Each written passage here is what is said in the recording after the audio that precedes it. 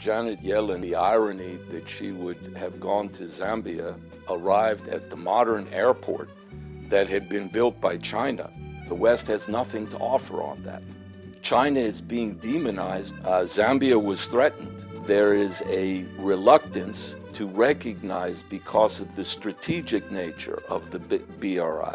Earlier this month, U.S. Treasury Secretary Janet Yellen and the other G7 officials see China, now the world's largest sovereign creditor, as the main stumbling block for quicker work on debt treatments. So what do you think of this statement? Well, no, I think that Janet Yellen, the irony that she would have gone to Zambia and arrived at the modern airport that had been built by China, and then attacked China for their participation or threatening Zambia to, if they work with China, they will not get debt relief. The problem is and that has been the case of Western economies since approximately the last 70 decades. There has not been an effective modernization perspective. The indebtedness of these countries has been a long-term problem in Africa, especially, but in other countries, developing countries, which have debt. And the type of proposals which are coming from Western sources are more oriented towards simply refinancing existing debt and maintaining conditionalities on those kinds of debts in order to give little pieces of monetary support.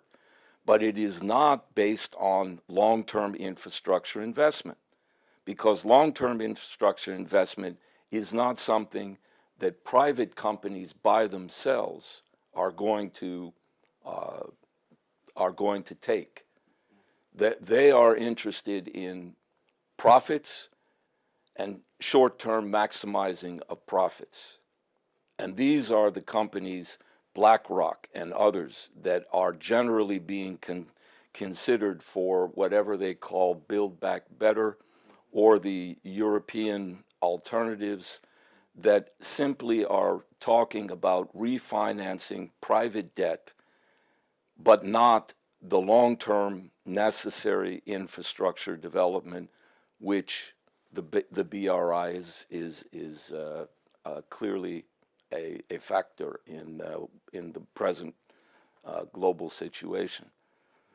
So I think it's very clear that the BRI at the moment is the solution to these fundamental problems, the problems of eliminating poverty and guaranteeing modernization for many of the developing countries. The West has nothing to offer on that. But we still see BRI always accused as a debt trap, as I said before. So how do you think China should do this in order to make the people or the other countries to understand their initiative, rather than be accused by these names? Well, I think China is doing the right thing. They're continuing to promote. This is, as we've said, the 10th jubileum of the Belt and Road. I think that the world is accepting this in terms of all the developing countries.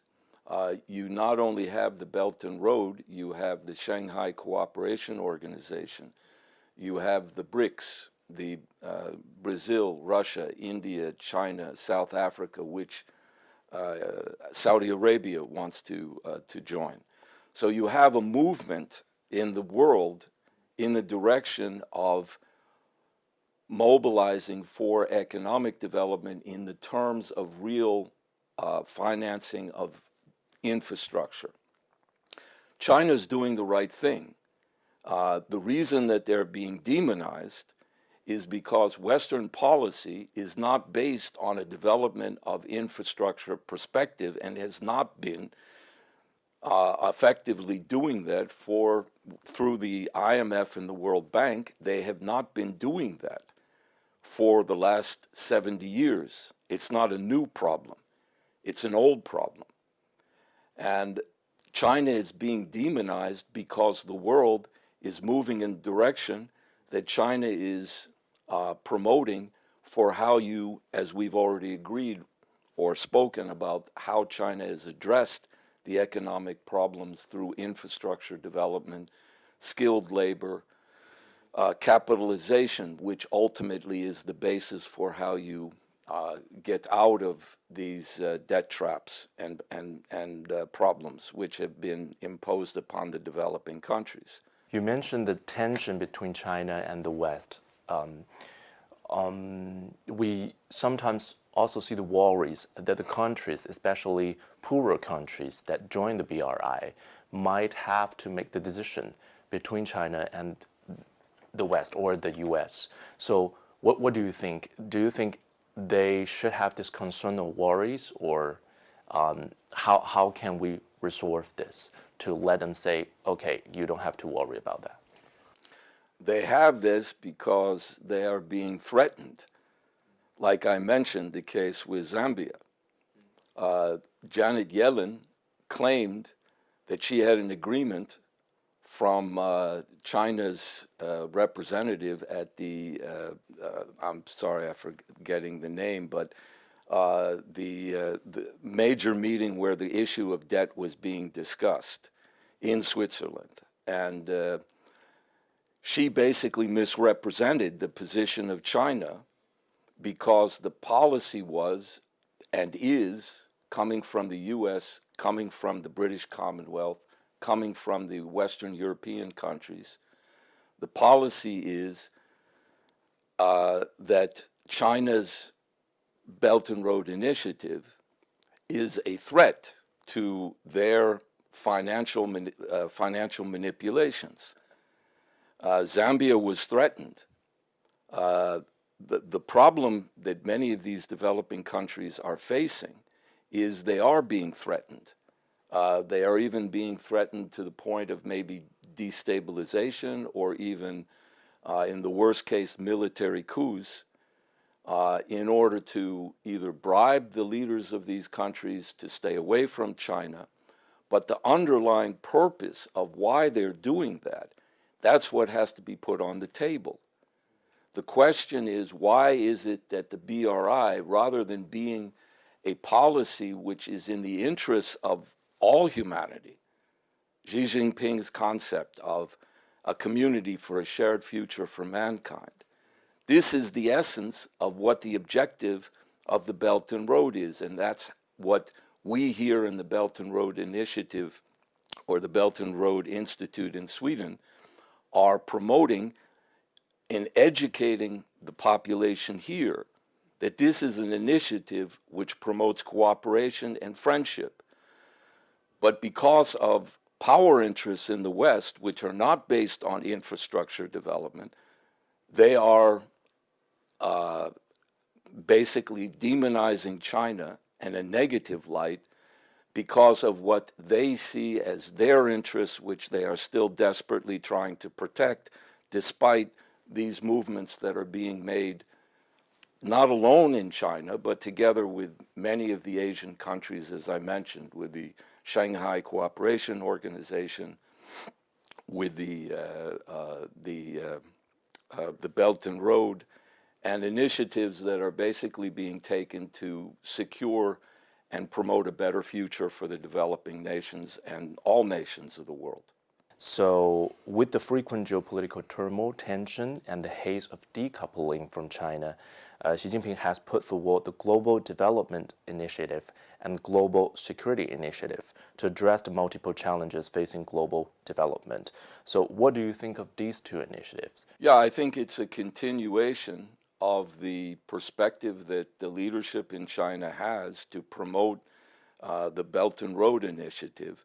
But because the Belt and Road Initiative has been attacked and rejected still by Sweden, or ignored, rejected, considered to be something outside of their interests, the Global Security Initiative as well as the Global Development Initiative are further elaborations on how the world could work together to guarantee a better life for people all over the planet. And those kinds of initiatives are the initiatives that the majority of the world is accepting and will continue to accept. I do not think the attempts to demonize or prevent these initiatives, which are development in Asia. These are the largest population centers in the world: Indonesia, China, India. And these countries and the perspective for development of these countries, although they can vary from one sovereign nation to another, they have a common interest in seeing a policy of how development can go forward. The West should be embracing that, in my view, in the view of the Belt and Road Institute in Sweden. Sweden should be embracing that, as I've said. Sweden could gain tremendously, both in economic terms, but also in terms of promoting the kind of development that is necessary. Government does not like it. Most of the businesses that are not directly already working in China, you have major companies like Volvo, like IKEA, like H&M. They clearly already have the facilities to do bilateral economic trade with China. And even the most powerful economic grouping in Sweden right now, known as the Wallenberg Group, are actively defending the importance of trade with China, because it is not only China, it's very clearly economically the markets right now that Sweden is dependent on. So the problem is not that there are not businesses that are aware of bilateral trade being beneficial for the trade between Sweden and China. The problem is there is a reluctance to recognize, because of the strategic nature of the BRI, that this poses a new paradigm, something that would replace the payment systems that have dominated Western thinking and are still, even though they are in dire straits, they're in great trouble, as we can see by the inflation, the problems here in Europe with the prices in electricity, the interest rates which are going through the roof. All of these things mean that the Swedish economy as a whole is not working. They are turning to China, even the major power structure, because of the importance of maintaining some positive economic trade, which is understandable. But because of the implications of defining a new financial structure, which is emerging around the Asian markets, and this is being discussed through Russia, through China, through India, that there is a basis for a new payment system, a new financial system, which is not based on the dollar. But Sweden is so tied into that old dollar system that generally they will not consider the BRI because of that strategic question. Although economically, as I said, it would be very beneficial for Swedish companies. The 10th anniversary is actually a new starting point of the BRI. So standing at the new starting point, how could you think BRI be upgraded or be improved? Like, what kind of improvement do you think BRI should have? Well, I think that's a very important question, because what I'm looking at myself is what is causing the underlying problems in terms of a basis for cooperation, which is clearly the implications of the BRI. Why is China's initiative not being accepted by the general Western power structure?